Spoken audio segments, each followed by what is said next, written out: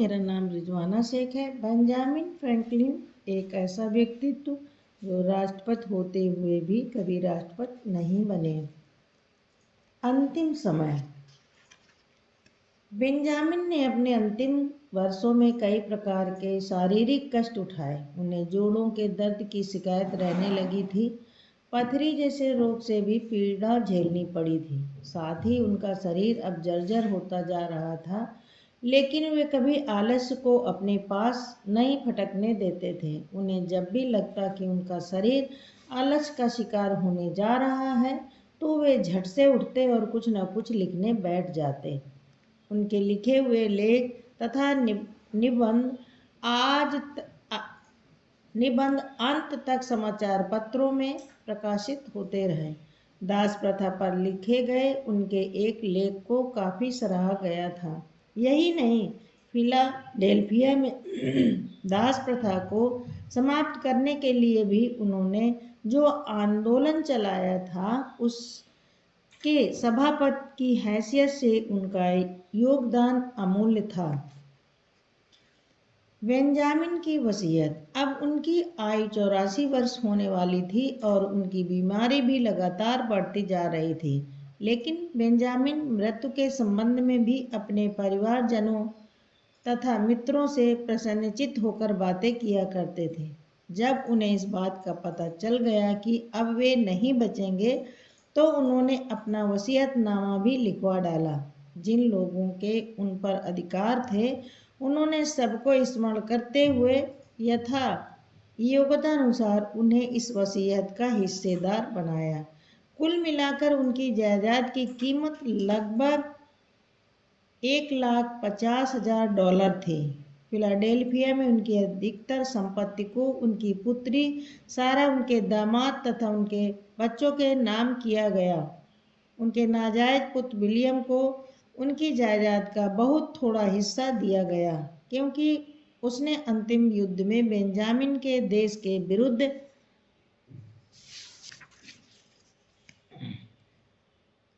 कार्य किया था। जिन जिन लोगों को बेंजामिन ने ऋण के रूप में पैसे दिए थे, वे उन्होंने वापस नहीं लिए, बल्कि वे सारे पैसे उन्होंने लोगों को फिलाडेल्फिया के अस्पताल में दान देने के लिए कहा।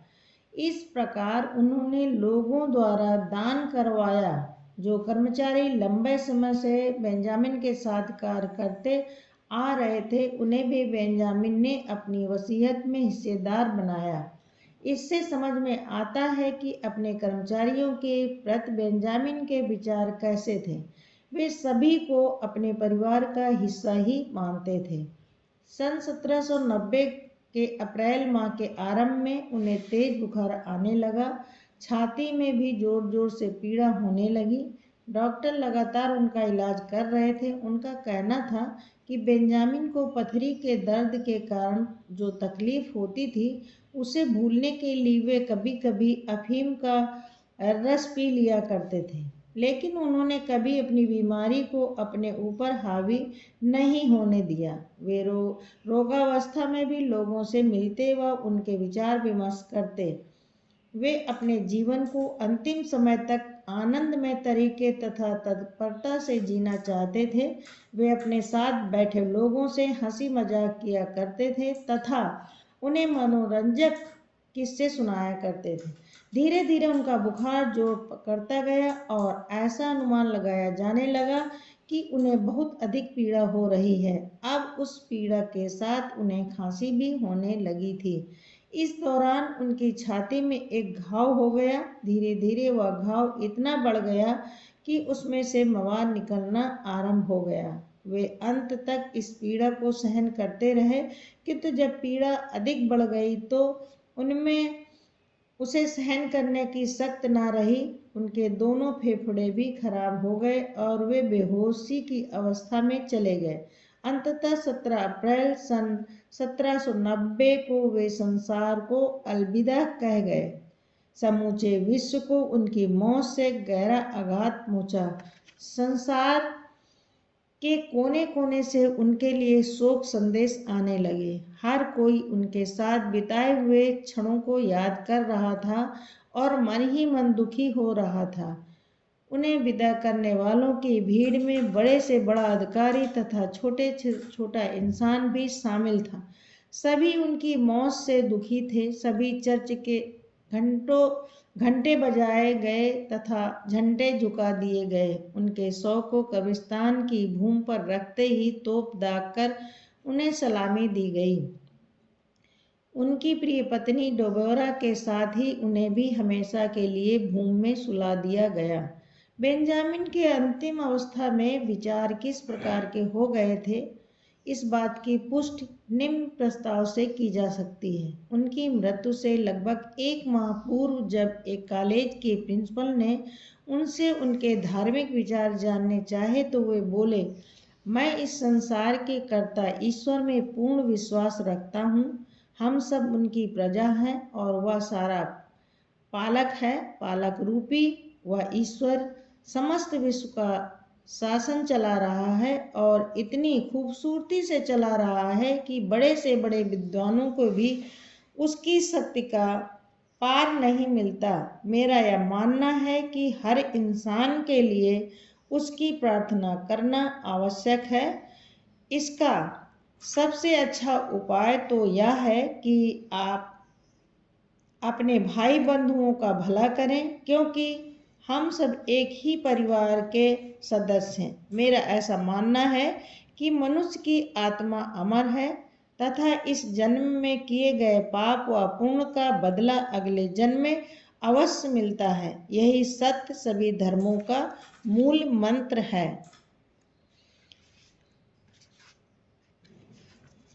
Benjamin stove. बेंजामिन ने सन 1742 में अपनी कल्पना शक्ति के आधार पर एक स्टोव का आविष्कार किया।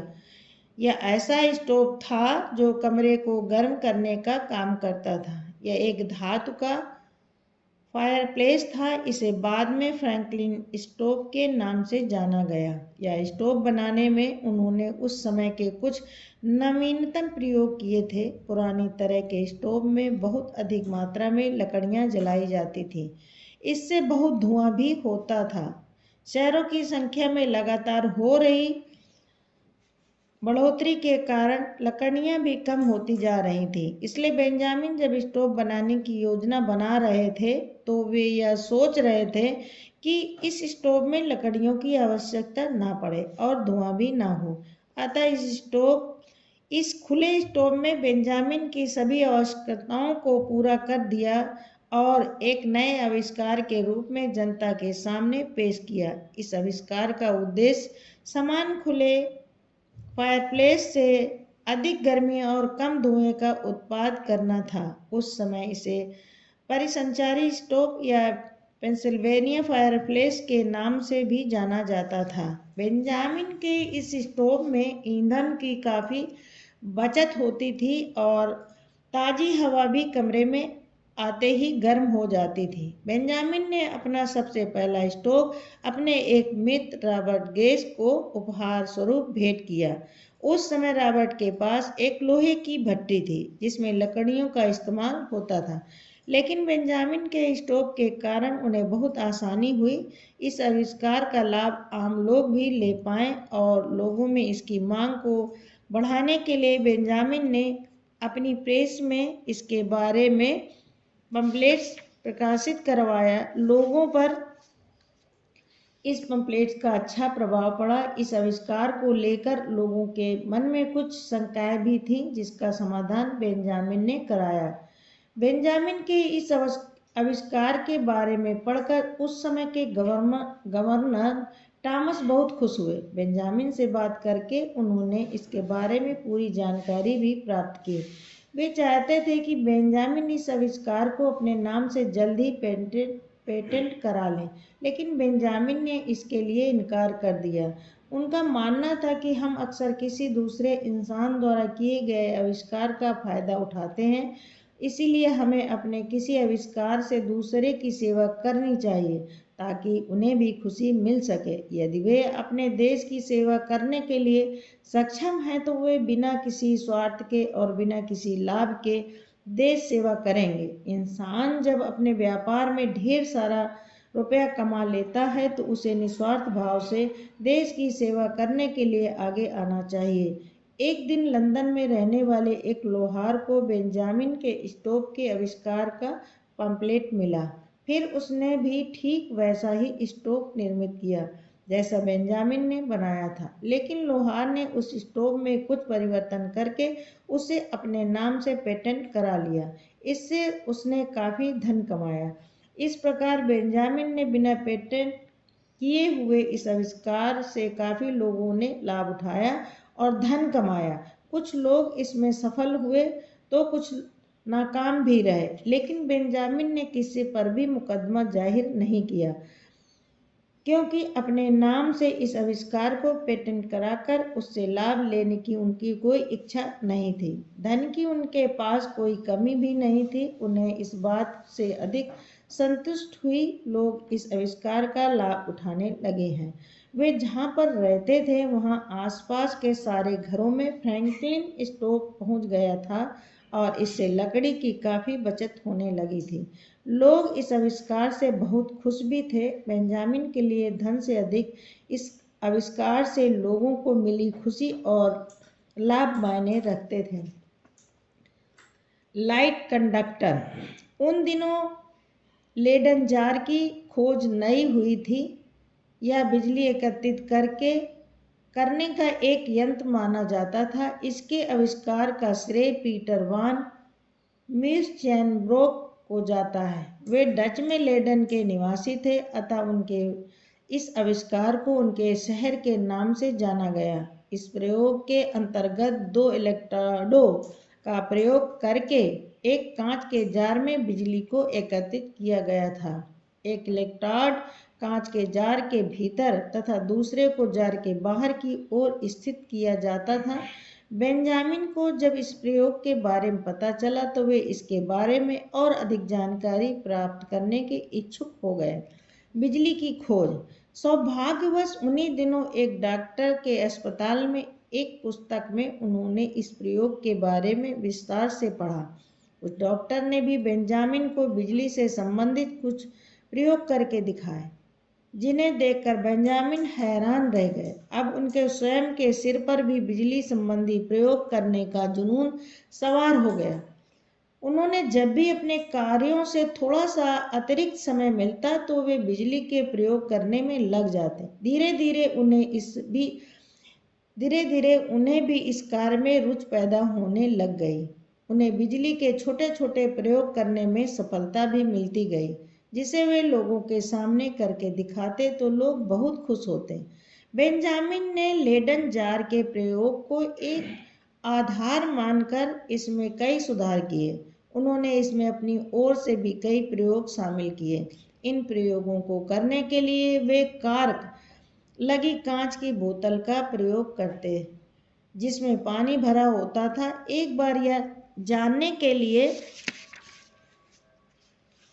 कि बिजली का बिल किस भाग में होता है, उन्होंने इसे जानने के इरादे से बोतल में से तार और उस पर लगा कार्क हटा दिया और तेजी से बोतल के मुंह पर अपना दूसरा हाथ रख दिया। अचानक पानी में से तेज प्रवाह के साथ बिजली की गर्मी निकली। इस प्रयोग से उन्हें पता चला कि उस तार में जोर नहीं था। यह जानने के लिए कि पानी में जोर था या नहीं, उन्होंने फिर से बोतल में बिजली भरी और पहले की तरह उसमें से कार्क और तार निकाल दिए। फिर उस बोतल का पानी दूसरी बोतल में डाल दिया। यदि पानी में बिजली का जोर होता तो दूसरी बोतल के मुंह पर हाथ रखने से गर्मी का आभास होना चाहिए था, किंतु ऐसा नहीं हुआ। इससे उन्होंने अंदाजा लगाया कि हो सकता है कि पहली बोतल से पानी निकालते समय बिजली का असर भी समाप्त हो गया हो, या फिर वह पहली ही बोतल में रह गई हो। अतः जब उन्होंने पहली बोतल में दोबारा पानी डाला तो उसमें थोड़ी सी बिजली के होने का प्रमाण पता चला। अंततः वे इस निष्कर्ष पर पहुंचे कि बिजली का जोर केवल कांच में ही है, जो बोतल के स्वाभाविक गुण के कारण संभव है। बेंजामिन द्वारा की गई खोज लेडन जार का पृथक्करण को उस समय की सबसे बेहतरीन खोज माना गया। यह एक ऐसी खोज थी जिसमें कोई भी इंसान किसी प्रकार की गलती नहीं निकाल सका। पतंग परीक्षण। बेंजामिन अब यह जानना चाहते थे कि बादलों की गर्जन से उत्पन्न होने वाली बिजली तथा संकर्षण से उत्पन्न होने वाली बिजली एक ही प्रकार की है या नहीं। इसका निर्णय लेने के लिए उन्होंने कोई उपयुक्त स्रोत नहीं मिल पा रहा था। प्राचीन काल में लोग आकाश से गिरने वाली बिजली को दैवी दंड अथवा दैवी प्रहार मानते थे।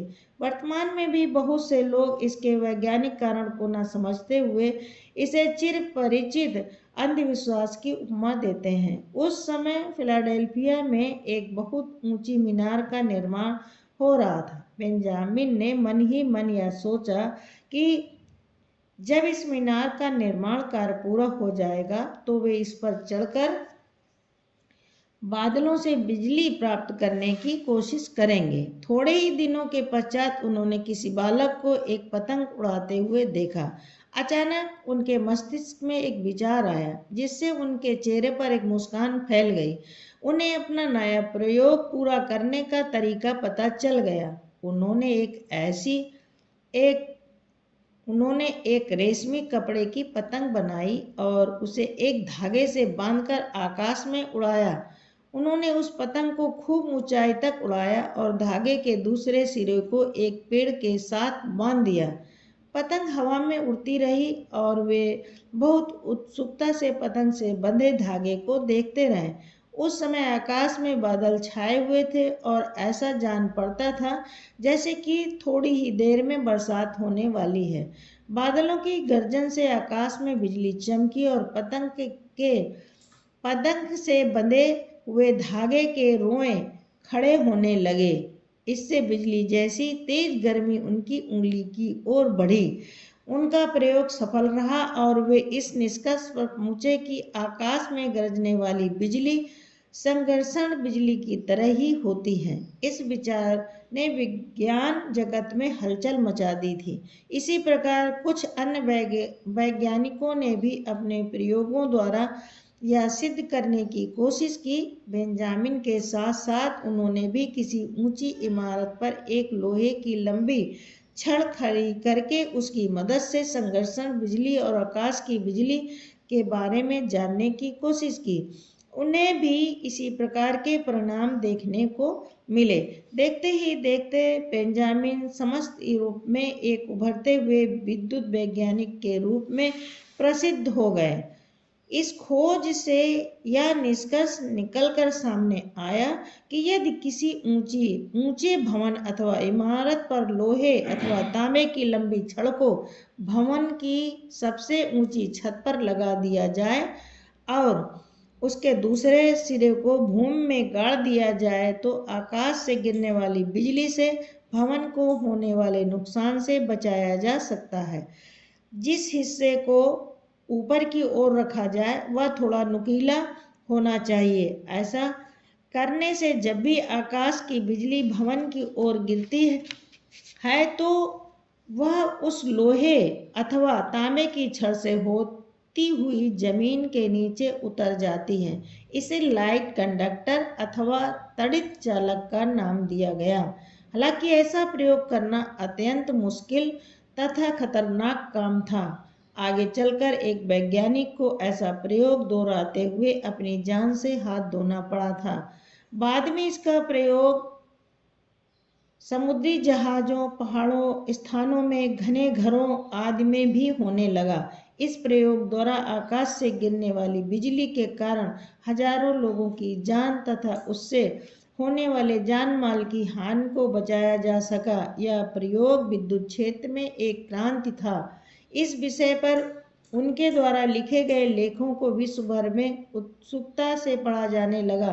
कई लोगों के लिए यह बात बहुत ही आश्चर्यजनक थी कि यह कैसे संभव है कि आकाश से गिरने वाली बिजली को जमीन के अंदर ले जाया जा सकता है।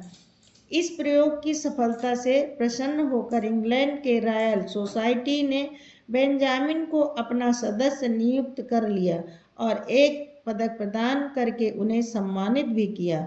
हार्वर्ड विश्वविद्यालय ने भी उन्हें सम्मानित किया और उन्हें सम्मान स्वरूप MA की उपाधि से विभूषित किया। बेंजामिन ने अपने बिजली संबंधी प्रयोग जारी रखे। बड़े से बड़े लोग अपना मकान बनवाते समय उनसे मशवरा लेने आते कि मकान में तड़ित का प्रयोग किस प्रकार करना चाहिए। एक सफल व्यापारी बनने के बाद अब बेंजामिन एक सफल लोक हितैषी तथा देश के गणमान्य नागरिकों की श्रेणी में गिने जाते थे।